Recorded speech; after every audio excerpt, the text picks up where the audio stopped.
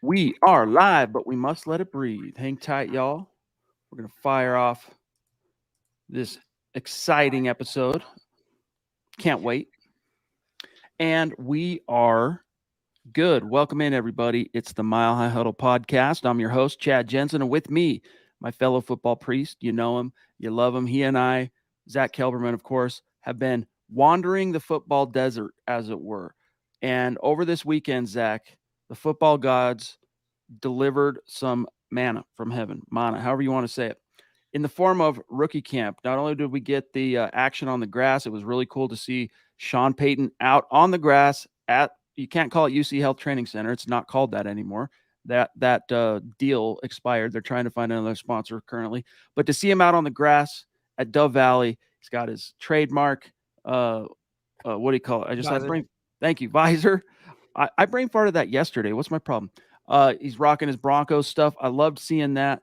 We're going to go through some takeaways tonight, what we learned from rookie minicamp. But before we get to that, despite making a cruel joke about Gucci Danucci, which, as I wrote about today, Zach, as I was breaking down the comment he made about, hey, by the way, Danucci, that's Greg Penner over there, the Walmart guy. If it doesn't work out for you, that interception you threw to Drew Sanders, I might be able to get you a job at one of the locations as a greeter.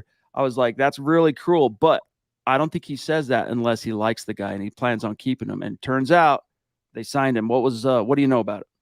I think you put it best in your article, Chad. You called it gallows humor, and that's exactly what it is with Sean Payton. He has that type of personality, and you're right. He's the type of guy that when he likes you, he's going to pick on you. The Danucci signing, I was campaigning for it before, the minicamp happened when we heard of his tryout. He automatically raises the floor of the Broncos quarterback room. I'm not talking about him as a starter. I'm not talking about him overtaking Jarrett Stidham, but Jarrett Guarantano, for example, see ya. Ben DiNucci has experience in the NFL. He has experience in the XFL now. He can kind of run a little bit. He has that type of gunslinger mentality that I feel Sean Payton is attracted to, and that's why he's now a Denver Bronco. Now he's just got to figure out how to stick. So if we look at the lay of the land at quarterback, obviously it's a pretty clear 1 and 2 with Russ and Jarrett Stidham, and then you've got Jarrett Guarantano as the only other quarterback technically under contract. So how do you think this depth chart, ends up shaping up? Well, Guarantano was not handpicked by Sean Payton, and Ben DiNucci was handpicked by Sean Payton. He also handpicked Jarrett Stidham. As we know, he's stuck with Russell Wilson. So I don't see a situation where the Broncos keep 4, even on the practice squad, 2 on the practice squad. I think Ben DiNucci was signed because he is going to be the number 3 quarterback, and doesn't say much, but in terms of number 3s, the Broncos have one of the best now at their disposal. When I was doing my research on Guarantano, I had to be reminded that the reason he was actually promoted to the 53-man roster late last season was teams came sniffing around, right? They wanted to swoop him out of the practice squad.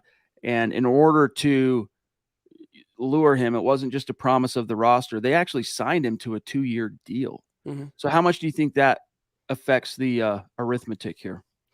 I'm sure that 2-year deal has, little guaranteed money, a low base salary. I don't think from a financial standpoint, the Broncos are going to chew their fingernails when they have to release Jarrett Guarantano. Again, he was a holdover from the previous regime.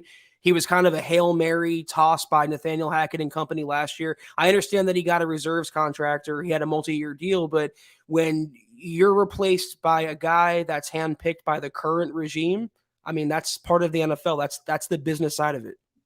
And it's also worth mentioning on Guarantano, we're not trying to turn this into a Guarantano pod, but that decision and the extension that he got and the incentive to sign, that was about 10 days, maybe 2 weeks before Nathaniel Hackett got handed his walking papers. So it was technically still during Hackett's watch. Real quick here, Troy jumped in early with a super chat. Love to see you. Appreciate you, Troy. You the man. He says, hey, guys, how long does it typically take in the preseason to know whether a rookie is better than advertised? That's a really good question, and I don't think there's a definitive answer because different roses bloom at different times and in different ways or whatever, right? So, But usually I think better than advertised. First thing I look for, Zach, is are they as advertised? And then usually I don't see a rookie do enough to me to go, oh, better than advertised, maybe until like the season when they're actually getting real reps against live bullet first team uh, opponents or whatever. The one exception I think I can think of was Philip Lindsay as an undrafted rookie back in 2018. But what's your answer for Troy? I mean, expectations are relative too. You talk about Lindsey and how many people, considering how he came into the NFL and with the Broncos, their expectations were probably low, and he blew past them. The thing, though, you're spot on. There's not a one size fits all assessment for every player. Every player is different. Every situation is different, and it should be treated as such. It could be a case where we don't see the best of a player until 1, 2, 3 years down the line. What's the old expression, Chad? Don't judge a draft class until 3 years later. I think it's still pretty appropriate. But you can know, maybe from the first couple games, like you said, whether they have it, whether they are competent, whether you have that feeling about them that they're going to be a contributor to the Broncos going forward, or maybe they have kind of that bust label. We saw that last preseason with Nick Bonito, for example. He wasn't making many plays, and we thought maybe, the Broncos kind of whiffed here. Other situations like Philip Lindsay, like you mentioned, off the bat that this guy has something that you want to garner. But if there is, I mean, out of the gates, it's just a rookie camp. They did run some 7-on-7, which was cool to see a coaching staff not being afraid to have these guys play something that closely approximates football. But Drew Sanders is a guy that is already, Zach, looking as advertised as I'm going delay. This is StreamYard, guys. It's been a bummer lately. Anyway, it's looking like it's catching up. But Drew Sanders had himself a day yesterday. The interception, just really popping off all the notebooks for people in attendance, which really encouraging to see. I mean, this is a guy that many hardcore draftniks, Zach, had rated as the best inside linebacker in a class that was not viewed as a great inside linebacker class, but the best inside linebacker in the class. And for those fans, Zach, that have been pounding the table, eating their hearts out for the Broncos to finally just invest a draft pick on the next Al Wilson and the Smoke Dog shall ride again in the Mile High City. This might be him. This might be that guy, dude. He's a twitched up animal, and it's going to be curious to see how he fits in with that top heavy depth chart. You got Josie Jewell and Alex Singleton, who just got re-signed on a big deal. He might not never be a Luke Kuechly or a Patrick Willis or even a Fred Warner, but if he can make plays in pass coverage, I'm one of the people that you just referenced there. Along with right tackle, I have been begging and pleading for Denver to address the inside linebacker position with someone with some ball skills. And I know it's a small snapshot. It's only one play. I'm not jumping to conclusions, but he has some athleticism and some playmaking ability that Josie Jewell and Alex Singleton can only dream of. I'm growing to like this pick, Chad, more and more and more.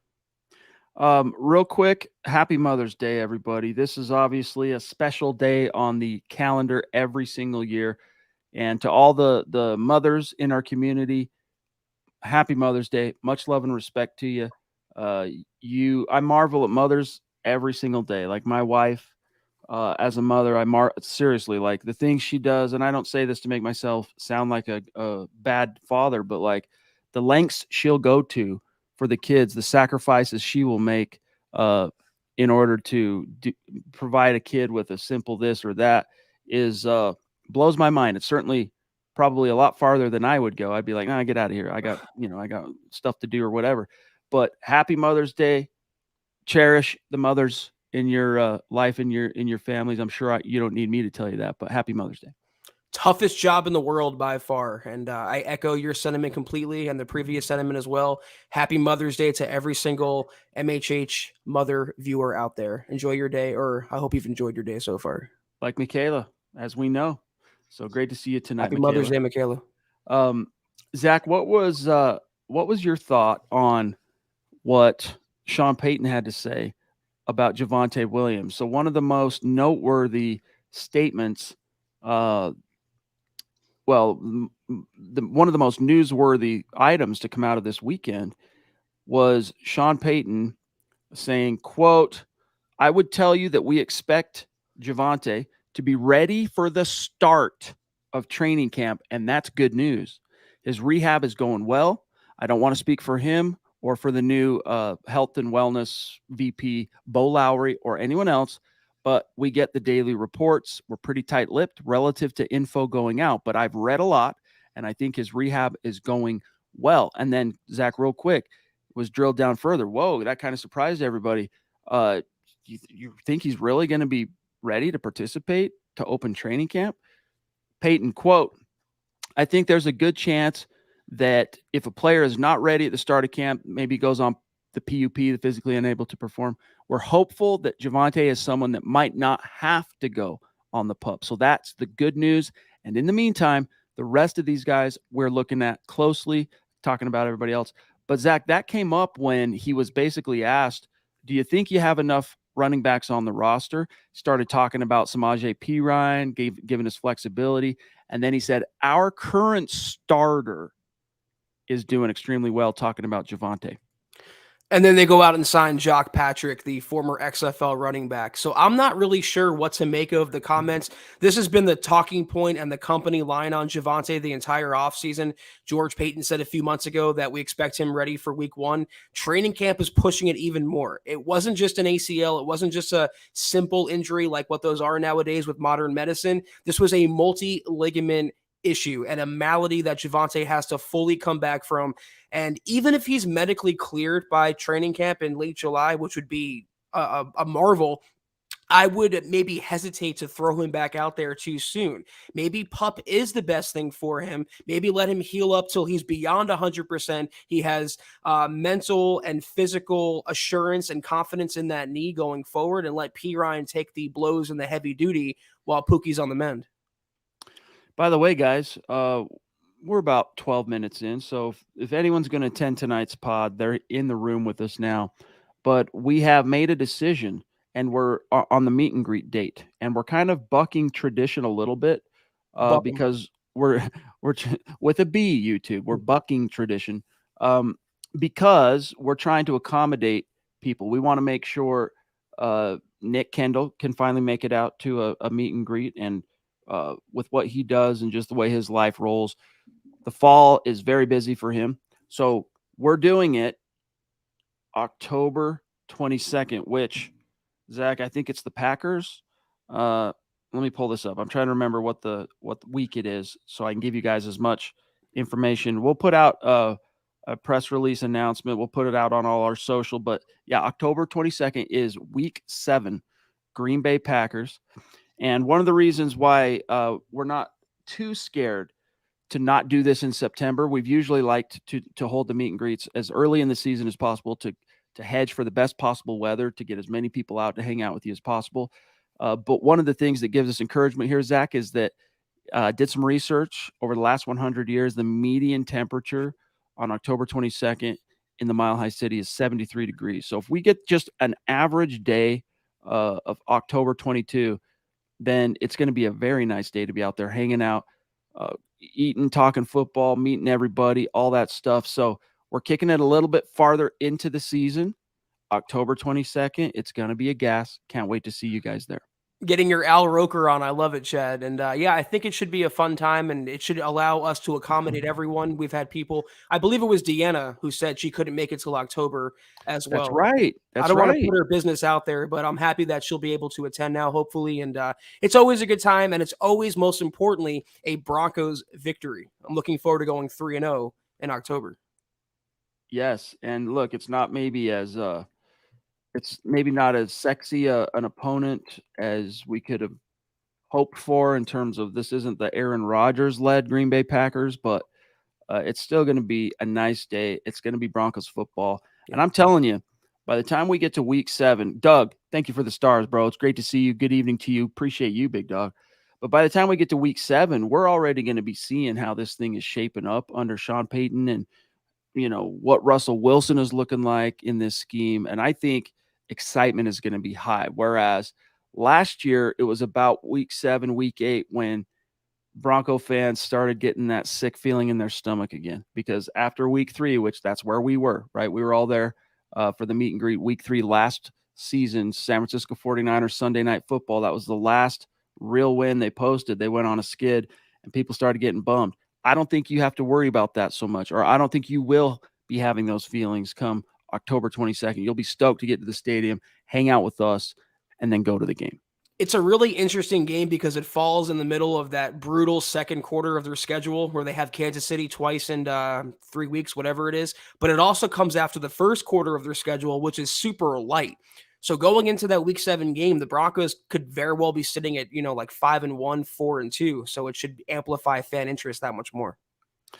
Richard, thank you, big dog. Great to see you. Saying good evening, guys. I hope all is well with y'all and hope all Broncos fans are doing well. Buck, I'm right back at you, Richard. Stoked to have you with us, my friend. Gina in the house, the Mini Cooper, as she goes by on Twitter. Great to see you. And she's saying, wishing all the moms out there a happy Mother's Day and go Broncos. Amen. Happy Mother's Day. If you're just joining us, want to make sure you hear that. Colby echoing happy Mother's Day to the moms in Broncos country. Great to see you tonight, Triple C. Now, Mike, he's talking about Gucci DiNucci. He's saying, I'm stoked on the XFL quarterback signing. He has shown some stones in the XFL. Yeah, Zach, it's one of those double-edged things a little bit, in my opinion. I'm optimistic about him, don't get me wrong, especially if Sean Payton likes him, then I like him, right? If it's a Sean Payton quarterback, hand-selected, even out of the relative NFL trash heap, and I don't say that to throw shade on him, but he's available in the XFL for a reason. It's that he led the XFL in all those passing categories, but he also, after I read your article, I don't know, last week, reminding myself, he also, Zach, led the XFL in interceptions. So he's a gunslinger, dude. He's gonna push the ball. I mean, fortunately, you're right. First of all, when I wrote up the DiNucci tryout, it kind of surprised me that he led the XFL in attempts, completions, passing yards, quarterback rushing yards, and he finished second in passing touchdowns. He had 23 across 10 starts. You're not signing Ben DiNucci to be your quarterback 1. You're not even signing him to be quarterback 2. You're signing him to be quarterback 3. And he has some draft pedigree. He was with the Cowboys for a cup of coffee. I think he made one start in 2021 for them. And when I covered the Cowboys, I was always kind of intrigued by his Chad Kelly-like style. It's risk taker, very high ball velocity. His accuracy is hit or miss, but he's a risk taker. He's a gunslinger. And as a quarterback 3, you could do a lot worse. Taylor Christensen, pardon me. Thank you for the super chat, big dog. He says, hey guys, do you think any rookie has a chance to be a starter this year? Also, Sean Payton believes Javonte will be ready for the season. MHH for life, Denver Broncos for life. Love that. So we covered the Javonte thing. Any rookie that has a chance to be a starter this year, I think, and I'll go in, pardon me, reverse order here. I think Alex Forsythe has a chance to be a starter. That's not me predicting that he's going to vanquish Lloyd Cushenberry in training camp, because I think, pardon me, the Broncos are quite dug in on the idea of Lloyd being the starter. But don't sleep on him. That guy is another pick the Broncos made, Zach, that they got really good value there. But really, I look at Riley Moss. All right, I think he has a good chance of being a starter. The Broncos have the kid from last year, all right, Damari Mathis, as a good fail-safe, but I think Moss, by the time you get to the season, I wouldn't be surprised, I'll put it this way, since he's the guy hand selected by this coaching regime, I wouldn't be surprised if Riley Moss ends up starting this year. And then, of course, Drew Sanders. That dude, I think it might take an injury just because two savvy, smart veterans, leaders on the defense. Vance Joseph's not about to sit those guys down, but he's still going to see a lot of playing time. They're going to use him a lot. First time one of those guys goes down, though, Zach, it's going to be Wally Pipp time, because there will be no turning back when Drew Sanders gets on the field. That's what I was going to say. All these guys are one injury away from seeing starting opportunities. You talk about Marvin Mims. If Jerry Jeudy or Cortland Sutton, Tim Patrick, God forbid, were to go down, Marvin Mims would be a starter. If Singleton or Josie Jewell were to go down, there's Drew Sanders. If Damari Mathis, there's Riley Moss. You can go down the list. Alex Forsythe, even J.L. Skinner. If something happens to Caden Stearns and Kareem Jackson's not looking like a spring chicken out there, maybe Skinner gets a starting opportunity. That's what's so great, is that you don't really need any of these guys to be day one starters, but you have them waiting in the wings to eventually take over. Phil, down in Tucson, proving every single day that Broncos country is not a geographic location. It is a state of being. Great to see you, bro. He says, I was surprised Harris didn't get signed. He must not have shown much. Hashtag Buckham. Hashtag Go Broncos. I guess not. I guess he wasn't enough to pass muster, Zach. I mean, I thought it was Shelby Harris at first. Then I remembered they had Trent Harris from the XFL. The sack leader for Wade Phillips, he set the all-time XFL sacks record. Not saying much considering the XFL, but I thought maybe after releasing Jake Martin, the Broncos would pick Trent Harris up, but maybe they're inclined to go with another player on the roster, a younger player that's in need of some additional reps. It's great to see you, Phil. Appreciate you, big dog. Yeah, Mike, I got to concur with you on this. The rookie defensive tackle, PJ Mustapher, could be the undrafted free agent to make Denver's 53 during, this year. He's got some praise from the Broncos coaches. Yeah, he's a guy to keep an eye on, Zach, especially where there's not a lot of D-line depth. I mean, the depth they have depth. Don't get me wrong. Broncos have some D-line depth.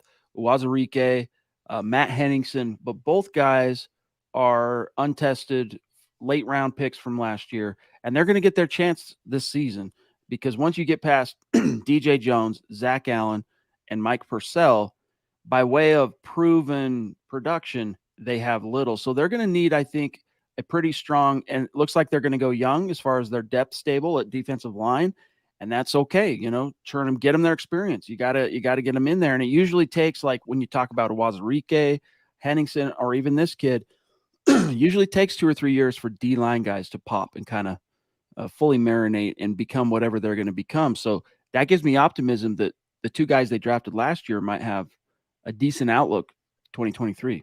I still think the Broncos make one more move along the D-line, picking up some veteran insurance, same as they did at safety with Kareem Jackson. I don't know who that player might be, but there is some talent left to pluck off the open market.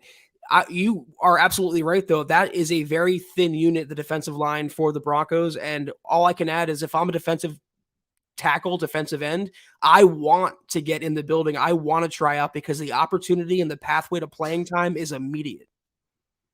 Mike, pardon me, bringing it back to running back says, I think Sean Payton is looking beyond the norm, trying to cover all bases pertaining to players, context meaning running backs.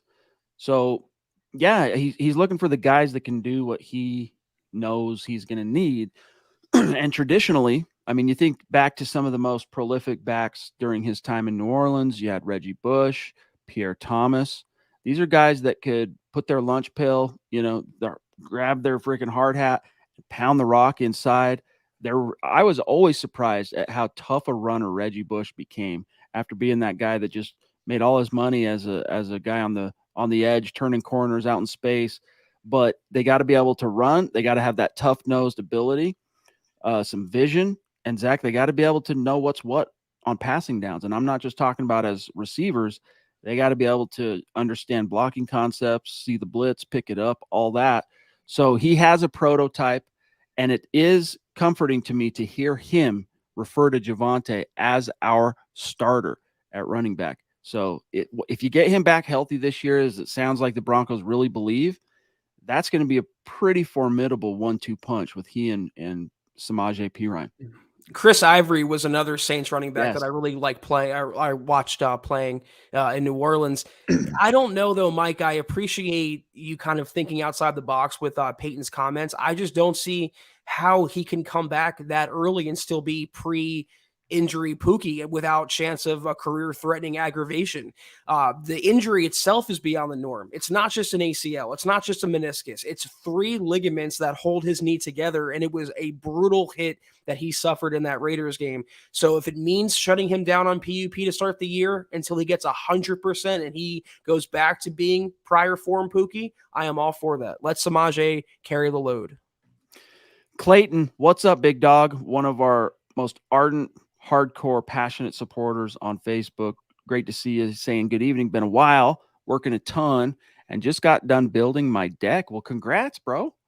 I said, man, I'm smelling a 10 to 13 win season, baby. Hey, if that's what if that's what's being cooked up in your mind, by all means, from your lips to the football god's ears, we want to see that, big dog. I'm seeing 9 or 10. I think 9 or 10 is a plausible expectation for this team. Mike's saying here, Zach, with the super chat. Thank you, Michael Davis. I can guarantee you one thing: we won't be counting down the play clock and kicking 85-yard field goals. MHH for life. Someone said in our YouTube comments, like, don't talk ill about Nathaniel Hackett. He wasn't a buffoon. As a head coach, I said, well, as the Broncos coach, he was a buffoon, and he proved that each and every week. That's why he was fired after that Christmas Day massacre. But yeah, just having an adult back in charge, having someone as elite, I'll say the E word, as Sean Payton, is so refreshing, and I'm enjoying every second so far of him being the Broncos head coach. GLP in the house. Gary Palmer with a very generous super chat. Thank you, bro. Thank you, Gary. Hey, Chad and Zach, he says, I am ready for some football. Go Broncos, #Buck'em. We feel you, dude. And I think Broncos fans have kind of been in a little bit of an apathetic state, Zach, just based on, not because they're not excited about Sean Payton. They are.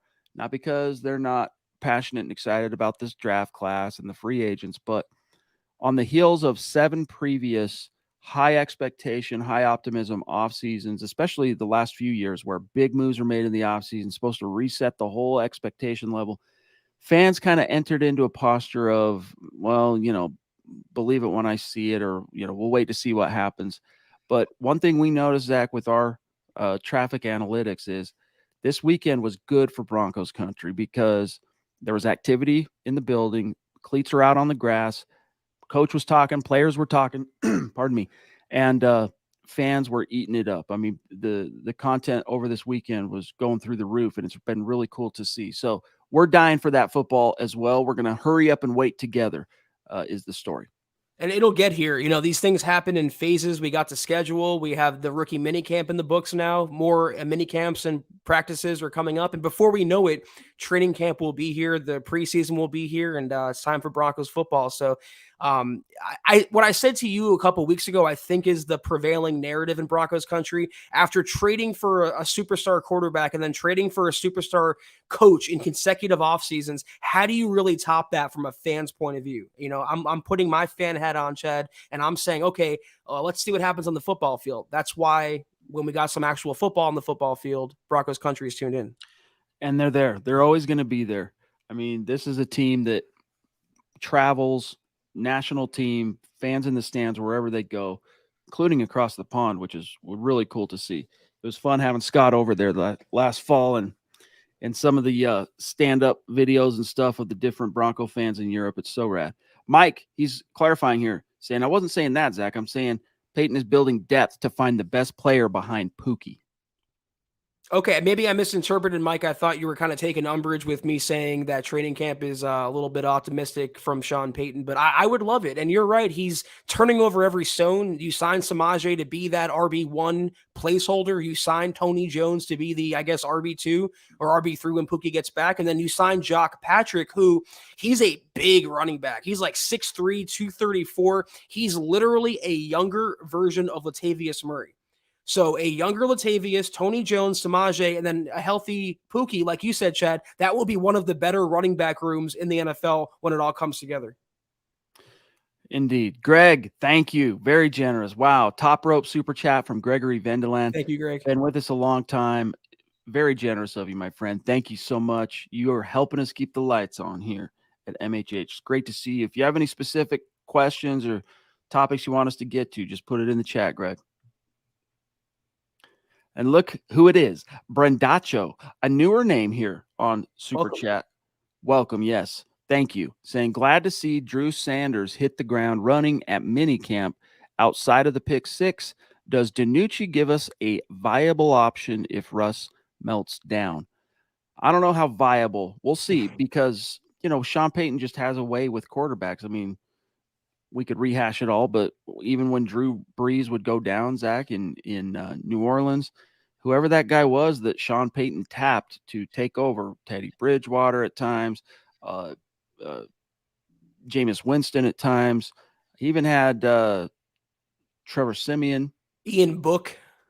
what's the Tim Tebow light? I keep Taysom spacing. Hill. Thank you. Taysom Hill, even at times, I mean, was good enough to earn a nice little extension. So if he's given even a modest stamp of approval on DiNucci in the form of, all right, we'll give you a deal, come compete in camp this year, you're officially on the 90-man roster, that's encouraging. But I'm not quite ready to say viable option. The viable option right now is Jarrett Stidham. That is a viable option. And Sean Payton is a big believer in him, especially after how he comported himself against the Niners starting for the Raiders late last season. That was the number one defense in the NFL, and it was a badass defense at that. Appreciate you, Brendacho. Your name seemed cool to say, so I wanted to say it. Welcome. Appreciate you tuning in. Hope you stick around. I feel like from a very meta level or a 10,000-foot view, Chad, if Russ were to melt down, no quarterback is saving the Broncos season. The season, again, hinges on Russ going back to that at least top 12 form under Sean Payton. But in that case, Jarrett Stidham can be the game manager. He can kind of try to hold the fort. They can run the ball. He can complete a few passes, but he's not going to win you many games on the strength of his arm. They'll go to him first before they turn to Ben DiNucci. Naj, thank you for the super, bro. Great to see you. Yes. So if you can see on the ticker below, the meet and greet October 22nd, which is week 7 versus Green Bay. It is a finalized date. If you missed it earlier, the Cliff Notes version rationale behind us doing it later in October is we want to make sure as many of MHH staffers can be there as possible. And so that is the best opportunity to not only make sure that happens, but also still have a decent expectation for good weather. The median temperature for Denver on October 22nd over the last 100 years is 73 degrees. So barring, some weird weather stuff. I mean, it was a long, hard winter in the Rockies this year.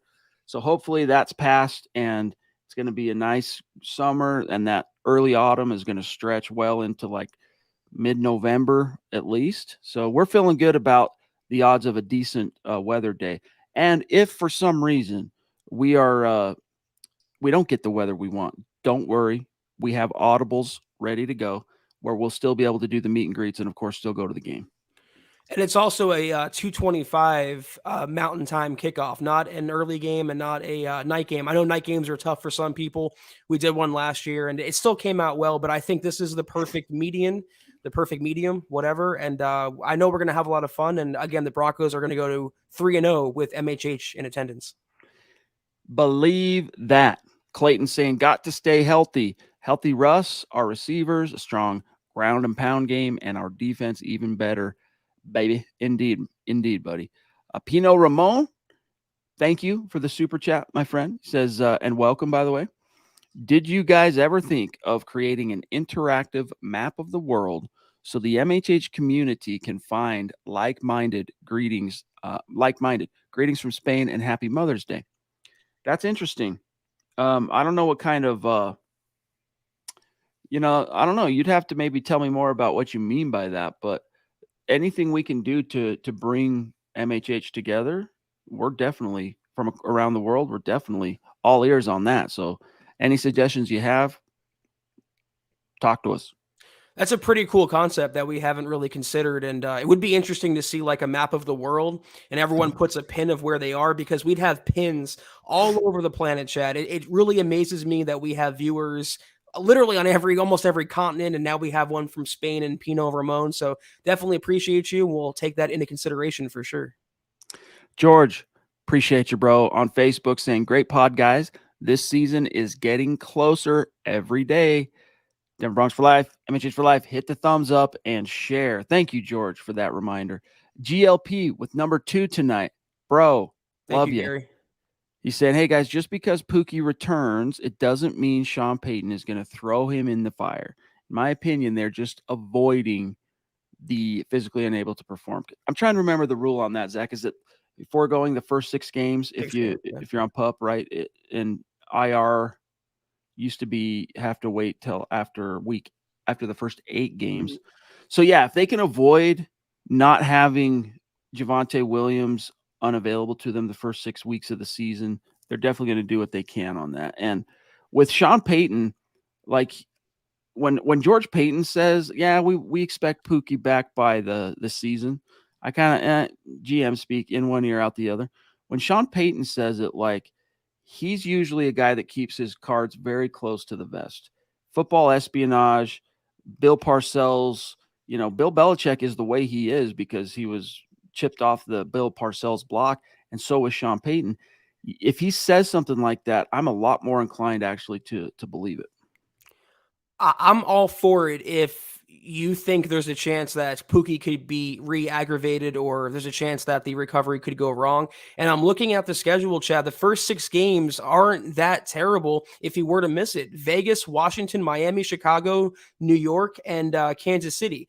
You'd like him back for maybe that first Chiefs game, but you have Samaje Perine, who's very much like a Pookie, a 3-down banger who's probably a little better in pass pro and as a pass catcher as well. So in the next sentence, didn't Sean Payton say if he has to go on pup or the players that do, then it's part of the it's part of the operation? He didn't seem like he was completely closed off or turned off to the idea of shelving Pookie on PUP. I think they're really taking it 1 week and 1 month at a time. Indeed. Albert saying, bridge the gap to the meet and greet. Well, football game's on Sunday. I could try and book a show on Saturday in Denver, and maybe that's a good idea. You guys would have to let us know. I mean, we have people listening from all over the world to the music, similar to what we do here. A lot of whom are in Denver. Denver, our American cities, based on analytics, is number 2. So you guys will have to let us know if we were to do that. You guys are going to come? Is that something you want? Where we'd have maybe a show, MHH kind of unofficial get together, bridge the gap, play some songs Saturday night at a venue somewhere, and then Sunday we do the meet and greet in the game. It's a good idea. We'll get that in the hopper, but you guys will have to let us know if you want to see that. Mike, I'd love y'all opinion on who starts at center game 1, Vegas. Zach, I think it's Lloyd Cushenberry, but what do you think? Yeah, he's the incumbent, and the way they've talked about him would suggest that he's kind of penciled in, not in Sharpie, but in pencil as the starting center. They'll have a competition with Alex Forsyth and Kyle Fuller, who they signed as a free agent, but Cushenberry's starting experience, and I don't really know what else, Chad. Maybe durability could lead Sean Payton to leave him in there, but hopefully we get, regardless, a better player at the pivot because Cushenberry was dreadful last year. Yeah. I mean, if that better player is Lloyd Cushenberry by virtue of Zach Strief and Sean Payton helping him turn a corner, that would be ideal. That would be the best possible scenario. But I would be stunned. As long as he's on the roster, he'll be your starter, at least opening the season. But thank you, Mike. Whoa, we've got Chris Hernandez throwing down. You want to talk about top rope? Thank you. Great to see you, bro. Are you going to be able to make this year's meet and greet? It's going to be October 22nd. Would love to see you again. We got to meet you for the first time last fall, and you've been in our community for a lot longer than that, and that was really fun. And, of course, your awesome wife. He's saying here, though, dude, thank you. So generous. Cautiously optimistic, but I believe a 9. Of course, every super chat Chris drops, Zach, it's always symbolic of in some form or another. During the season, it's usually however many points the Broncos scored is how much the super chat is. And here, 9-8, that's the record he's going for as a floor. Then he says, thanks for all those, for all your hard work. Click those little thumbs up. Thank you, Chris. Love you, big dog. If you can make October 22nd, that would be dope. It's also a little throwback to the Broncos 98 season that we all remember so fondly as well. Thank you so much, Chris. That is completely generous and mind-blowing. Your contributions, as always. The floor at 9-8, oh man, it's tough to say that's the minimum they'll do because they haven't been above 8 wins in 7 years now. But I do believe if they start off 3-1, 4-0 even in the first quarter of the season, I don't see why or how they don't reach 9-10 wins. It is certainly within reach. I'm not saying they're going to win 13, 14 games, but a 10-7 record prediction, like I think we both have, Chad, is extremely realistic in my opinion. By the way, guys, we are keeping tonight a little tight because it's Mother's Day. Okay, so anything burning topics, get them in the chat. We'll go for a few more minutes here. Clayton saying, I'd like some merch from you guys. We're going to see a way different Broncos. We should be Getting stoked, baby. Let's ride. Indeed. Indeed. Clayton, you should come to the meet and greet. We have hecka merch there. Mm. We'll have hecka merch at the meet and greet. And between now and then, if you got to get it, mhhmerch.com, find what you want, click it, buy it. It'll be shipped to you in no time flat. Mike says, my good friend who is a Chiefs fan is paying my way to the game week 6 in Kansas City. That's awesome, dude. Broncos will win, he says. That's dope. I hope you have a good experience. It's kind of fun being on enemy territory if you never have, in like a high intensity, high stakes game, and that'll be fun. Michaela's saying I'd go to a Bridge the Gap show for sure. Well, I can look into it, guys, if you want to do it. I've got some connects in Colorado relative to the music scene. That's faux show. So we could make it happen if you're for serious on that. We got to do it, Chad. The people want it. Got to make it happen. We'll get Zach in the mosh pit, dude. Yeah, circle pit with Kelberman leading the way. Hell yeah. Scott right behind him. I'm in. Michaela says true merch comes super fast. Yes, it does. We try to get it out ASAP and all that stuff. So, all right, guys. Well, I will at least mention it to my bandmates. You know, they're all like me, very busy guys that got things cooking, but they would love to do that. I know they would. So it's just a matter of how schedules play out. So I'll see if it's possible, and I'll circle back on that, you guys. So Zach, we're pretty close to like touching on all the main topics we wanted to get to tonight from rookie minicamp, unless there is anything else burning you wanted to touch on. I see this comment really quickly, just as an aside. Michael Davis says we need an MHH Fantasy Football League. We have it every year. Boise Man did a really good job. I don't know if he's listening, but he did a really good job organizing it. We do it through Sleeper. Michael, we will definitely have one this year, and you will get an invite for sure. Yeah, when the season gets here a little bit closer, we'll start dropping all the information on that, and lots of fun. So, okay, let me take one last pass in the chat and see if there's anything topically that we haven't touched on quite yet. Oh, come on, Benz, don't throw shade on Vince Joseph. Come on, dude. Okay, I think we're good. I mean, yeah, I think we're good, Zach. We touched on everything we wanted to get to. Mike, thank you for being with us as always. The stars, the support means the world to us. Mike Reno, you too, big dog, and Clayton, everybody, love you. We're gonna give you a few messages here before we dip on out, so don't leave quite yet. That was another fantastic episode of the MHH podcast. If you're not doing so, follow us on Twitter at the MHH pod. You can follow the main account on Twitter at Mile High Huddle. Chad is at Chad and Jensen. I'm at Kelberman NFL, and Scott, our producer, at Scout Kennedy. If you guys want some merch like we just talked about, check it out at mhhmerch.com. Super fast shipping, super high quality. I guarantee you will like it a lot. If you haven't checked out facebook.com/Mile Huddle Pod, be sure you're liking us there and following us there. And if you're on Instagram, follow us at Mile_High_Huddle. I'm also freshly on Instagram at Kelberman NFL. If you guys want to follow me on there, same as my Twitter tag, Kelberman NFL. Whoa. And segue. Sorry. Segue. Wow, Deanna. The Lady D at the 11th hour on Mother's Day, sending a happy Mother's Day message to every mom. Go Broncos, she says. MHH for life. Lady D, look at the ticker. October 22nd, meet and greet, Denver, Colorado, week 7, Green Bay Packers. We hope to see you there. So generous of you. Thank you so much, Deanna. Love you so much. Seriously. Happy Mother's Day to you, Deanna. Thank you once again for your generosity. It is completely amazing.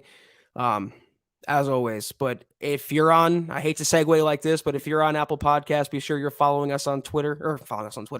Leave us a 5-star rating. Deanna just kind of, it's crazy how it throws us off. It discombobulates us. It really throws us off our rocker. We're not being disingenuous when we see this level of contribution, and we're so grateful and humbled by it that we can't even talk. So the comments speak for themselves. If you are on Apple Podcasts, be sure you're leaving us a 5-star review for a chance to win some of that merch each and every single month. But if anything, please subscribe, like, and share this video and every video you see on the MHH channel. It really helps us grow and reach more Broncos fans just like you, baby.